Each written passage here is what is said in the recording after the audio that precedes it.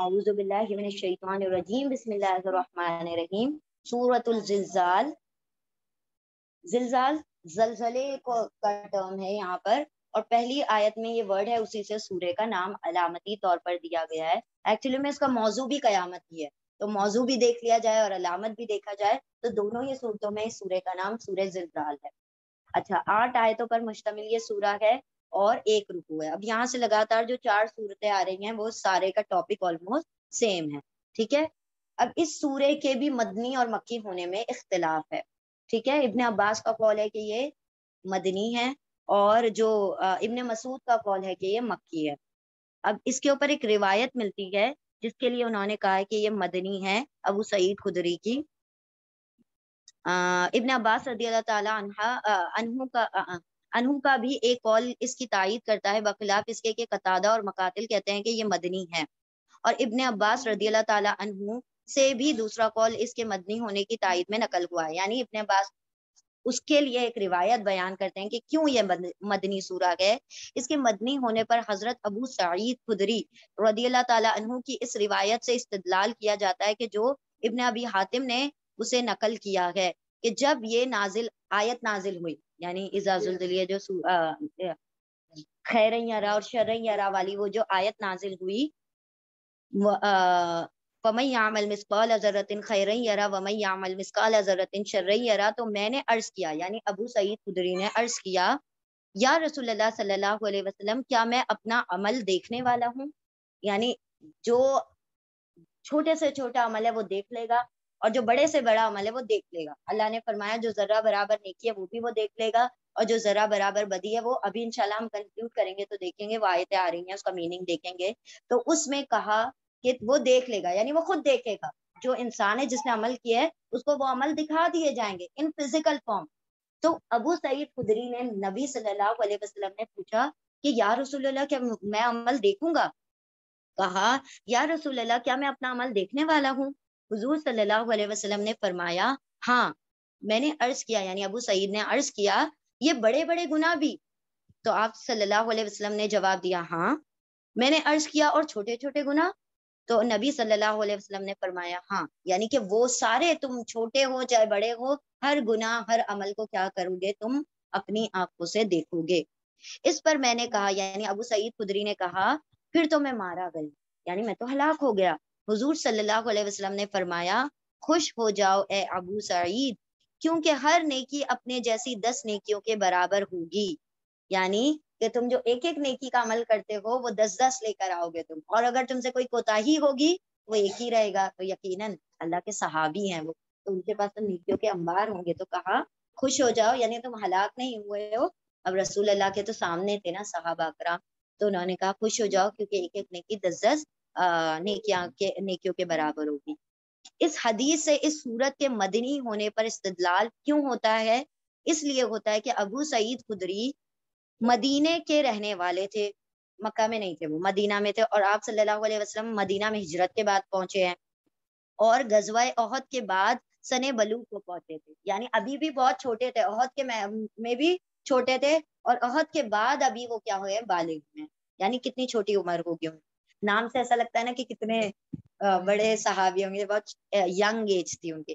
اس لیے اگر یہ صورت ان کی موجودگی میں نازل ہوئی تھی تو اس کا مطلب کیا ہوگی؟ مدنی ہوگی. جیسا کہ ان کے بیان سے ظاہر ہے تو اسے مدنی ہونا چاہیے، لیکن صحابہ اور تابعین کا جو طریقہ آیات اور صورتوں کی شان نزول کے بارے میں تھا اس کی تشریح سورہ دہر کے مضمون میں بیان کی جا چکی ہے. یعنی اللہ جس طریقے کے اس کے چھوٹی چھوٹی آیتیں ہیں اور جس طریقہ کا اس کے اندر ردم ہے، میچنگ آیتیں ہیں، تو اس کی وجہ سے اکثر صحابہ کا یہ بھی قول ہے کہ یہ مکی سورہ ہے، مکی طرز کا اس کا معاملہ ہے. اس لیے کسی صحابی کا یہ کہنا ہے کہ یہ آیت فلاں موقع پر نازل ہوئی، اس بات کا قطعی ثبوت نہیں ہے کہ اس کا نزول اسی وقت ہوا تھا. ہو سکتا ہے کہ حضرت ابو سعید نے ہوش سنبھالنے کے بعد یہ سوال کیا ہو، جب یہ سورہ پڑھی ہو، جب پہلی مرتبہ حضور صلی اللہ علیہ وسلم کی زبان مبارک سے یہ سورت سنی ہو. اس وقت اس کے آخری حصے سے خوف زدہ ہو کر انہوں نے حضور صلی اللہ علیہ وسلم کو وہ سوالات کیے ہوں جو اوپر درج ہوں، اور اس واقعے کو انہوں نے اس وقت بیان کیا ہو کہ جب یہ آیت نازل ہوئی تو میں نے حضور صلی اللہ علیہ وسلم سے یہ عرض کیا تھا. یعنی کہ ضروری نہیں ہے نا کہ وہ اسی وقت جب نازل ہو رہی ہو تب سوال پوچھا جائے. وہ شخص جس نے پہلی مرتبہ اس سورے کو سنا وہ بھی تو یہ سوال کر سکتا ہے. تو اس پر صحابہ کرام کہتے ہیں کہ یہ مکی طرز کی سورہ ہے. تابعین اور صحابہ بہت سارے اس پر یہ اختلاف رکھتے ہیں کہ یہ مکی ہے، اور ابو سعید ابن عباس کہتے ہیں کہ یہ مدنی. ابن مسعود کا بھی قول ہے کہ یہ مکی سورہ. ٹھیک ہے، چلیے اب ہم انشاءاللہ ابھی بتاتے ہیں صوفی اور سلفی میں کیا. صوفی کا مطلب یوں ہے معاملہ کہ ان لوگوں نے جو خشوع اور خضوع کو بہت زیادہ اہمیت دی، اتنی اہمیت دی کہ وہ ان الحق تک پہنچ گئے. ان الحق اس کا کیا مطلب ہے کہ جہاں پر بھی دیکھو اللہ دکھائی دیتے، مطلب ہر چیز میں اللہ ہے. تو اور سلفی نے کیا کہا کہ ہر چیز میں کیسے اللہ ہو سکتا ہے، اللہ عرش کے اوپر. ہم نہیں مانتے. ان کا مطلب تھا وہ جو مجذوب جو لوگ ہوتے ہیں نا، مجذوب کیسے ہوتے ہیں، جو کھو جاتے ہیں اللہ کی یاد میں. اور مطلب ان لوگوں نے دیکھیں صوفیوں نے نا بہت زیادہ کام کیا ہے انٹرنل، اس پر روح کے اوپر زیادہ کام کیا ہے. ٹھیک ہے، اور ان لوگوں کا کام تھوڑا ظاہر پر زیادہ ہے، ان کا باطن پر تھوڑا زیادہ ہے. لیکن ہر کسی نے ایکسٹریم لیول پر پہنچ گئے. سمجھ گیا؟ تو حد سے زیادہ کسی چیز میں بڑھ جاتے ہیں تو کیا ہو جاتا ہے، غلو ہو جاتا ہے، اور غلو میں انسان بہکنے کے چانسز ہو جاتے ہیں. تو صوفیز نے دیکھیں، صوفیز کے بہت ساری چیزیں بہت اہم بھی ہیں، کیونکہ انہوں نے فوکس کروایا لوگوں کو کہ صرف ظاہر کے اوپر مت جاؤ، باطن بھی اس کا کچھ ہونا چاہیے. یہ بات الگ ہے کہ پھر بعد میں آگے بڑھتے بڑھتے لوگوں نے اس کے اندر بہت ملاوٹیں کر دی، پھر سما نکال دیا. سما آپ لوگوں کو پتا ہوگا نا، دیٹ صوفی ڈانس جو دو ہاتھوں کو اٹھا کر جو کرتے ہیں اور پھر اس میں کھو جاتے ہیں، دیٹ از کالڈ سما. تو وہ پھر ان لوگوں نے وہ کرنا شروع کر دیا کہ جس اس میں کھو جاؤ اور اس کو امیجن کرو، اور امیجن. اور پھر اس کے بعد لوگوں نے پھر اس کے اندر شعر و شاعریاں، پھر اس کے اندر ڈھول تاشے کرتے کرتے کرتے وہ شیطان کیا کرتا ہے، ایک خیر کا بیج الگ طریقے سے اگر بھی بویا جائے تو اس کے اندر کچھ نہ کچھ شر ملا دیتا ہے. ان کی شروعات یوں ہوئی تھی کہ تھوڑا سا باطن کے اوپر بھی فوکس کرو، صرف ظاہر کو لے کر مت چلو. لیکن وہ آگے بڑھتے بڑھتے اس کے اندر بہت ساری چیزیں ایسی مل گئی جو کہ شرک کے پہلو میں چلی گئی. ٹھیک ہے، تو وہ اتنے زیادہ مطلب وہ ہو گئے، مہو ہونے لگے کہ ان لوگوں نے کہا کہ اس میں بھی اللہ دکھتا ہے، اور اس میں بھی اللہ دکھتا ہے، اور اس میں بھی اللہ دکھتا ہے، اور ہر چیز میں مطلب اللہ کا رنگ ہمارے اوپر چڑھ گیا تو ہر چیز میں ہمیں اللہ دکھائی دیتا ہے. پھر وہ جو تھے، کیا نام تھا، بایزید بستامی تھے، یہ کون تھے، منصور حلاج ہوں گے شاید. تو انہوں نے کہہ دیا تھا ان الحق. پھر ان کو جو آرے سے چروا دیا گیا تھا کہ کیسے تم کہتے ہو ان الحق، میں حق ہوں. ان کے زبان سے یہ نکلا ان الحق، میں ہی حق ہوں. الحق اللہ رب العزت ان الحق. اب وہ کس کیفیت میں تھے، کیسے اس میں تھے، جو انہوں نے کہا کہ لوگوں نے اس چیز کو سمجھ نہیں پائے اور انہوں نے کیا کروا دیا، ان کو قتل کروا دیا. کہ یہ شرک کے مطلب بہت اونچے دہانے پر پہنچ گئے کہ انہوں نے اپنے آپ کو یہ حق کہنا شروع کر دیا. وہ حالانکہ پھر ان کے مطلب ان کے ساتھ کچھ سازشیں بھی ہوئی تھی. ان کی جو کتابیں وغیرہ چھپی تو اس کے اندر کسی نے کچھ چٹھیاں رکھوا دی. پہلے ایسا نہیں ہوتا تھا نا کہ بھائی پبلش ہو گئی اور سارے لوگوں کو پہنچ گئی، کہ اوریجنل کاپی سارے لوگ تک پہنچ گئی ہے. اس کے اندر کسی اور نے کچھ اور بھی پیج لگوا دیا، اور پھر اس کے بعد انہوں نے کہا کہ یہ شرک کو وہ کرتے ہیں. پھر بادشاہ وقت کو کہا، پھر انہوں نے کیا کیا، آرے سے چروا دیا. یہ ہے رومی اور تبریزی وغیرہ کے دور کی بات ہے. اب یہ رومی اور تبریزی جو ہیں یہ سارے کون ہیں، یہ صوفیز ہیں نا. مولانا روم جو ہیں، اور مولانا روم حضرت علامہ اقبال کے پیر ہیں. علامہ اقبال جو ہیں ان کے پیر ہیں رومی. وہ انہی کے دیوان پڑھتے تھے اور پھر اپنی شاعریاں لکھتے تھے. لیکن بات یہ ہے کہ لوگ سمجھ نہیں پاتے. دیکھیں اگر کوئی شاعر کوئی شاعری کہتا ہے نا تو ہم اس کے اصل تھاٹ کو نہیں پہچان سکتے. ہر انسان اپنے حساب سے کیا کرتا ہے، ترجمہ کرتا ہے. شاعری کا یہ فن ہوتا ہے کہ جو سمجھنے والا ہوتا ہے وہ کہتے ہیں نا کہ شعر کہنے والا اپنا مزاج لکھ رہا ہوتا ہے اور پڑھنے والا اپنی داستان پڑھ رہا ہوتا ہے. یعنی ہر انسان اپنے اپنے حساب سے، اور وہ لکھنے والا کچھ اور لکھ رہا ہے. اب علامہ اقبال عشق لکھ رہے ہیں لوگ اپنے عشق میں کہ وہ جو مجاز عشق میں جس میں کھوئے ہوئے ہیں وہ عورتوں کے اور مردوں کے وہ سوچ رہے ہیں، لیکن وہ تو بات کر رہے ہیں اللہ کے عشق کی. تو بات کیا ہو گئی، لکھنے والے نے کچھ اور لکھا، پڑھنے والے نے کچھ اور سمجھا. تو شاعری کا معاملہ یوں ہے کہ ہر کوئی سمجھ نہیں سکتا کہ وہ شاعر نے کس کیفیت میں لکھا ہوا ہے. ویسے ہی رومی جو تھے، مولانا روم تھے، شمس تبریزی تھے. شمس تبریزی جو تھے انہوں نے حکمت کے معاملات رومی کو سمجھا. رومی جو تھے علم میں بڑے آگے تھے، حکمت نہیں تھی. جیسے کہ حضرت موسیٰ علیہ السلام کے پاس علم بہت تھا، نبوت بھی تھی، لیکن حکمت کس نے سکھائی؟ ہاں جی.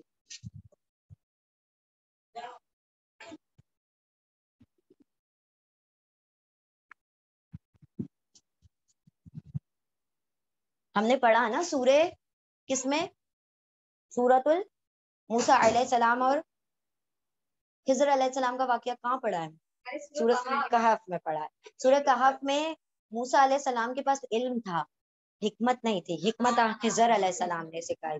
ویسے ہی مولانا روم کے پاس علم تھا، حکمت نہیں تھی. حکمت شمس تبریزی نے ان کو سکھائی. پھر وہ غائب ہو گئے تھے، جو دیوانے بن کے گھومنے لگے، ان کے لیے تو سارا کچھ بڑا انٹرسٹنگ ہے اگر پڑھا جائے تو. سلف والے یہ ہیں جو پوری طرح سے انہوں نے ہر چیز کو نگیٹ، نہیں یہ نہیں یہ نہیں یہ نہیں یہ نہیں یہ نہیں، مطلب کہ جتنا دین بس جو مطلب نبی نے بتا دیا اس کے اندر، مطلب بہت ساری چیزیں ایسی ہیں جو انہوں نے صحابہ کرام کی بھی نہیں مانی، بلکہ صرف نبی صلی اللہ علیہ وسلم. حالانکہ نبی صلی اللہ علیہ وسلم نے فرمایا میرے بعد جو خلفائے راشدین کا دین ہے وہ بھی میرا ہی دین ہے. یعنی کہ جو خلفائے راشدین جو کہیں وہ بھی، کیونکہ وہ زمانے کے حساب سے دین کے اندر تھوڑے سے تقاضے تبدیل ہوں گے تو ان کو بھی ماننا ضروری تھا. اب جیسے تراوی کا معاملہ آتا ہے، رائٹ، اب وہ 8 ہے 20 ہے، اس کے اندر کتنے سارے اختلافات ہیں. پھر اس کے بعد وہ جو اختلاف کرنے والے انہوں نے بھی عجیب طریقے سے اختلاف کیا. یعنی کہ جن لوگوں نے 8 پڑھی تو 8 تو ویسے بھی نہیں ہونی تھی کیونکہ جماعت تو تھی نہیں، تراوی کی جماعت تو کبھی ہوئی نہیں. تو اگر کیا تو انکریز تو انہوں نے بھی کر دیا کیونکہ جماعت تو کبھی بھی نہیں تھی. تراوی کی آپ صلی اللہ علیہ وسلم نے اپنی پوری زندگی میں صرف 3 دن تراوی پڑھائی، مطلب جماعت کے ساتھ، باقی خود سے پڑھی.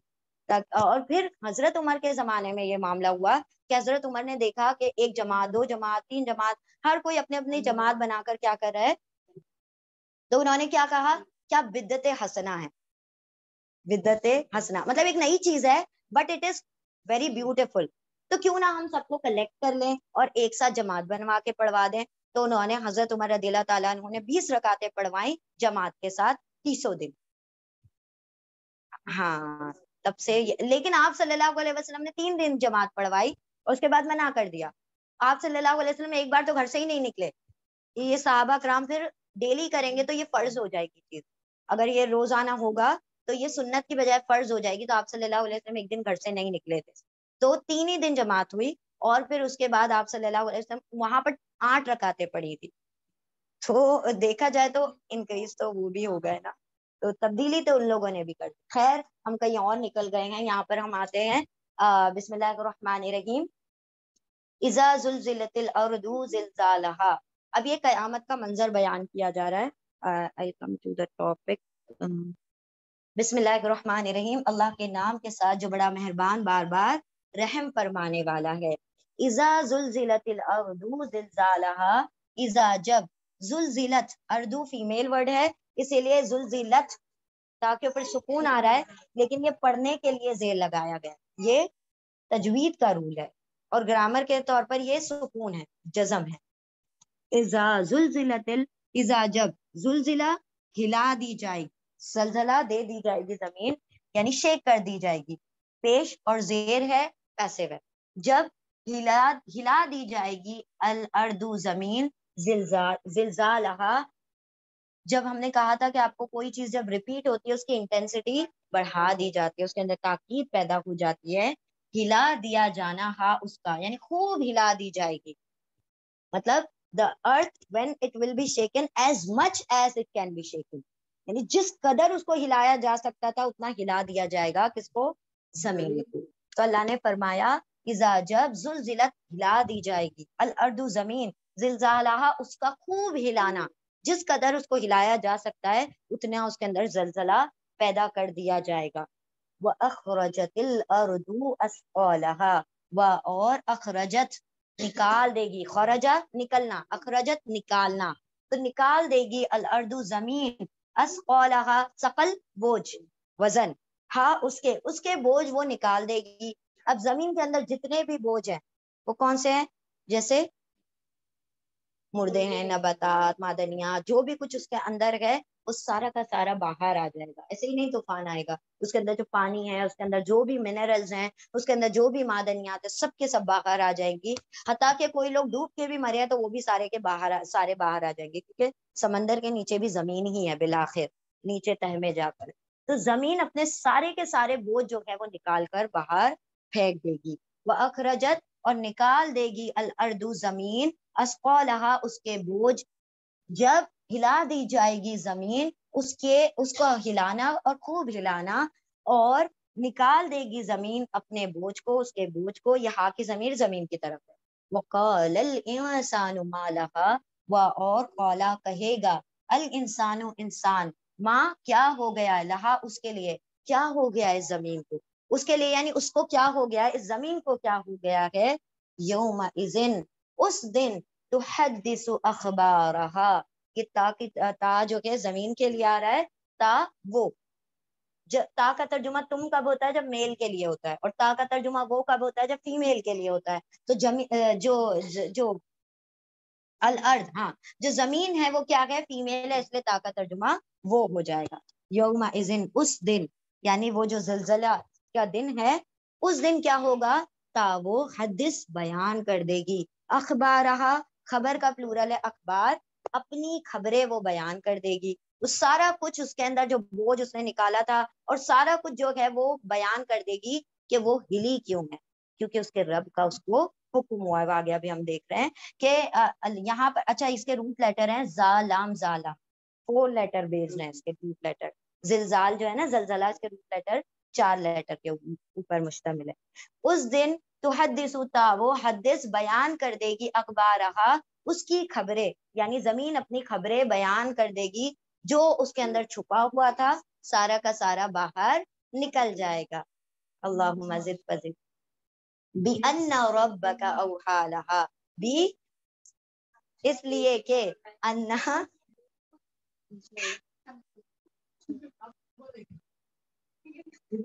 بچوں کو سینس ہوتا ہے، الحمدللہ الحمدللہ۔ اس دن تحدثو، وہ بیان کر دے گی، اخبارہا اس کی خبریں، یعنی جو بھی اس کے اندر موجود تھا وہ سارا کا سارا جب ظاہر ہو جائے گا تو خبر، مطلب جو چھپا ہوا تھا سارا کا سارا باہر نکل جائے گا۔ بھی انا، اس لیے کہ، بھی اس لیے، انا کے، رب کا، رب کا، آپ کے رب نے کیا کیا؟ اوحا، وحی کی، وحی کرنا مطلب الہام کر دینا، یعنی حکم دینا، کہ آپ کے رب نے اوحا، وحی کی ہے، یعنی کہ حکم دیا ہے، لہا، لا لیے گا، اس پہ، اس کے لیے، یا اس کو آپ کے رب نے کیا کیا ہے؟ حکم دیا ہے۔ تو اس نے کیا کیا؟ اپنے سارے بوجھ نکال کر پھینک دیے اور وہ ہلنے لگی۔ یوم، یہ اس لیے کہ رب کا، آپ کے رب نے، اوحا، وحی کی ہے، یا حکم دیا ہے، لہا اس کے لیے، یا اس کو زمین کو حکم دیا ہے، یوم اذن یصدر الناس اشتاتا، یوم اذن جس دن، یصدر یا وہ، صدر کا مطلب ہے سینہ، لیکن یصدر الناس یہاں پر صدر کا میننگ ہے لوٹنا، یعنی پلٹ کر آنا، الناس، ایک منٹ، ہاں اس کا آپ لوگوں کو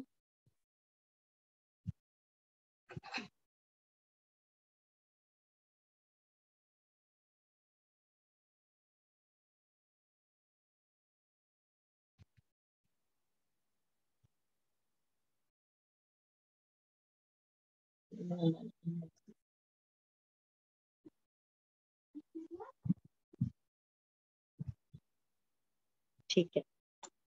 دیکھیں، صدر کا ایک میننگ ہوتا ہے سینہ، اور صدر کا ایک میننگ ہوتا ہے جب اونٹ پیاسا، بہت زیادہ پیاسا ہوتا ہے، اور جب وہ پانی پی کر لوٹتا ہے اس کو بھی صدر کہا جاتا ہے، ٹھیک ہے۔ تو یہاں پر اسی سے ترجمہ لیا گیا ہے، صدر کا لوٹنا۔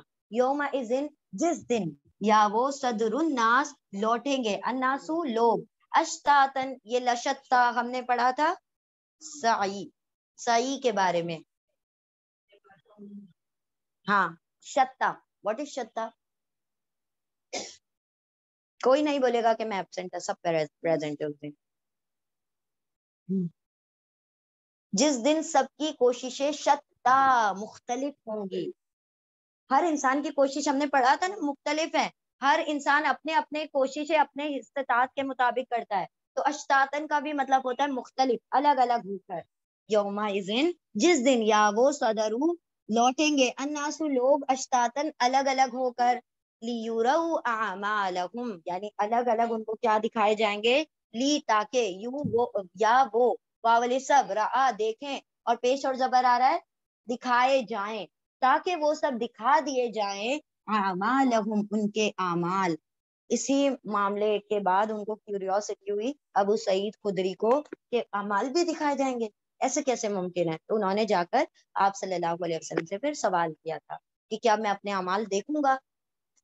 जिस दिन वो लौटेंगे अन्नास लोग, अश्तातन अलग अलग होकर, ताकि वो सब दिखा दिए जाए उनके आमाल, यानी सबको अलग अलग उनके आमाल सुपुर्द कर दिए जाएंगे। जो नेक है उनके दाएं हाथ में नामा अमाल मिलेगा, और जो बद है उनके बाएं हाथ में नामा अमाल दे दिया जाएगा। यानी ये कयामत के दिन का पूरा तस्करा चल रहा है। फमन यअमल मिस्क़ाल ज़र्रतिन खैरन यरा, फिर मन जो यामल, या वो अमल करेगा, या जिसने अमल किया होगा, मिस्काला वजन के बराबर, सकल हैवीनेस, ठीक है, मिस्काला बराबर जर्रतिन, जर्रा बराबर भी, जर्रे के वजन बराबर भी, फिर जिसने जो, या वो अमल, जो कोई अमल करेगा, मिस्काला बराबर जर्रतिन, जर्रे के, खैरन बेहतर अच्छा अमल, फिर जो अमल करेगा जर्रा बराबर भी नेकी का, यराहू, या वो रा देखेगा, हु उसको, उस नेक अमल को, हा हु की जमीर खैर की तरफ है, उस खैर को वो देख लेगा। जर्रा किसे कहा गया है? जर्रा के ये मुशरिकाने मक्का चूंकि अरबिक वोकैबुलरी से बहुत ज्यादा मानूस और वाकिफ थे, तो अल्लाह रब्बुल इज्जत ने जब किसी चीज के माइन्यूट और माइनस्क्यूल लेवल पर बयान किया है, तो उन्हीं की टर्मिनोलॉजीज दी हैं, जैसे कितमीर और पतीला, और फिर और बहुत सारे अल्फाज ऐसे लिए ना, वैसे ही जर्रा लिया। और जर्रे का क्या मीनिंग है?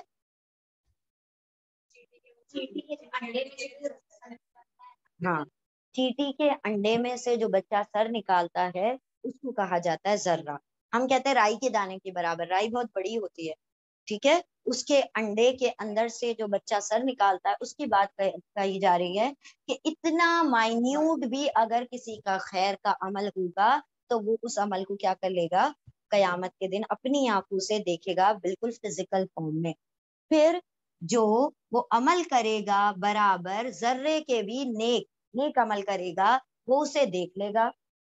वमन यामल, व और मन जो, यामल या वो अमल करेगा, मिस्काला बराबर जर्रतिन, जर्रा बराबर, शर्रन किसी बुराई का, या वो रा देखेगा हु उसको, यानी अगर जर्रा बराबर भी बुराई है वो भी दिखा दी जाएगी उस बंदे को, और अगर जर्रा बराबर खैर है वो भी वो अपनी आंखों से उसको देख लेगा। और अक्सर कॉल यूं आते हैं कि जो इंसान के जो अमाल है वो सवारी बन जाएंगे अगर खैर के अमल में, और जो शर के अमल है वो उसके ऊपर एक बोझ बनकर ऊपर से लद जाएगा। तो यहाँ पर अल्लाह रब्बुल इज्जत ने, देखिए ये बहुत डराने वाली बात है, ये बड़ी क्या है, खुश कर देने वाली बात है, और इसी के बरक्स ये बहुत खौफजदा कर देने वाली बात है अगर समझा जाए तो। यानी एक बंदा अगर थोड़ी सी भी नेकी करता है तो उसको परेशान होने की जरूरत नहीं है कि मेरा अमल कहीं, या मेरा जो नेकी है कहीं जाए चली जाएगी।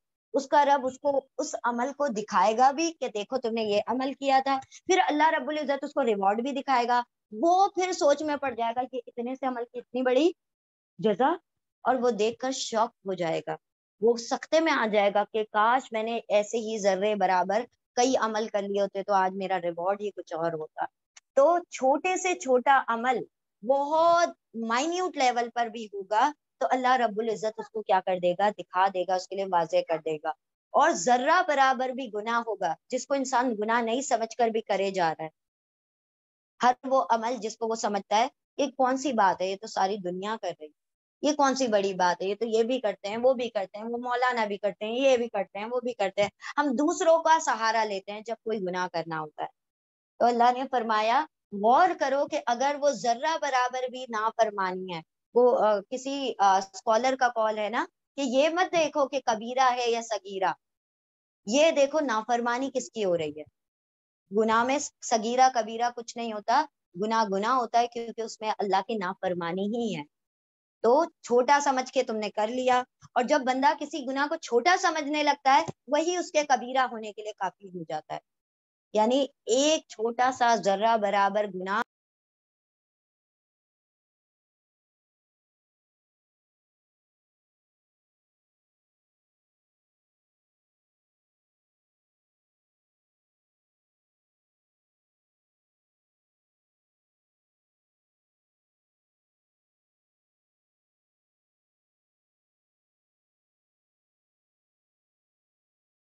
گنا منیمم ہے. اور پھر ہم نے سورہ بقرہ میں پڑھا تھا 700 گنا، اور پھر اس کے بعد آگے پڑھا اضعافا کثیرہ، پھر اس کے بعد پڑھا بغیر حساب. یعنی اللہ نے لیولز بتا دیے. اور کچھ نیکیاں تو ایسی بغیر حساب کو بھی جانے دے اللہ کے پاس ہے اس کا ریوارڈ، جو انسان کیا بغیر اس کو کاؤنٹ ہی نہیں کر سکتا. اٹس کاؤنٹ لیس، مطلب اس کا شمار ہی نہیں کیا جا سکتا. ہاں روزے کا حساب اللہ رب العزت نے فرمایا روزے کی جزا میں خود ہوں، یعنی میں خود اس کا بدلہ عطا کروں گا، کیونکہ وہ ایسی عبادت ہے کہ جس کے اندر جھوٹ نہیں بولا جا سکتا نا. بندہ روزہ ہے وہ اسی کو پتا ہوتا ہے کہ میں اندر سے بھوکا ہوں پیاسا ہوں. ٹھیک ہے، تو یہاں پر اللہ رب العزت نے فرمایا کہ اگر ذرہ برابر بھی نیکی کر کے آتے ہو تو پریشان ہونے کی ضرورت نہیں ہے، اور ذرہ برابر بھی گناہ کر کے آئے ہو تو بے فکر مت ہو جانا، تمہارا رب مالک یوم الدین ہے، اس کا حساب کتاب کر دے گا. ٹھیک ہے، چلو ریپیٹ کر لیں، ریپیٹ کیجئے سورہ کو.